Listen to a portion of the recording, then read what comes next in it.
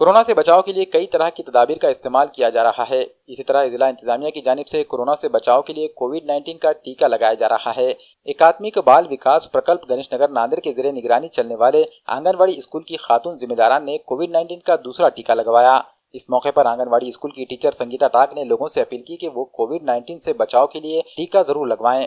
मैं आंगनवाड़ी टीचर संगीता मेड उमर कॉलोनी आंगनवाड़ी क्रमांक 12। ये जो आंगनवाड़ियाँ है एकात्मिक बाल विकास प्रकल्प के अंतर चलाई जाती है।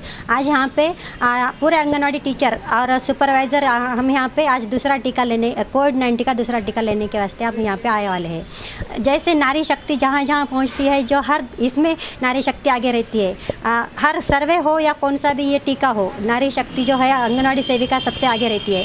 इसीलिए आंगनवाड़ी सेविकाओं ने ये जो टीका है, पहला टीका भी सबसे पहले हमने ले लिया और हमने जनता से पूरे आह्वान भी करे कि ये टीका सेहत के लिए बहुत अच्छा है। हर कोविड-19 से जो भी ये उसका ये हो रहा तो उससे ये बचाने वाला है। तो कोई भी इससे डरो मत, टीका अपने घर से निकलो और टीका ले लो। ये शासन ने जो अपने वास्ते जो टीका निकालने वाला है वो अच्छा सेहत रहने के वास्ते तो निकालने वाला है। इसलिए डरो मत, किसी के इसमें अफवाहों पे मत ध्यान दो।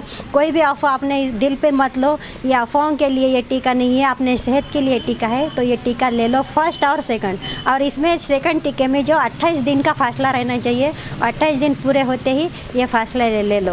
और ये 28 दिन पूरे होते ही ये कोरोना का दूसरा टीका आप ले लो, ताकि डरो मत, टीका लेने के वास्ते जाओ। जैसा हमने टीका लिया है वैसा आप भी टीका लो और देश को बचाओ, अपने आप को बचाओ और अपने घर वालों को भी बचाओ।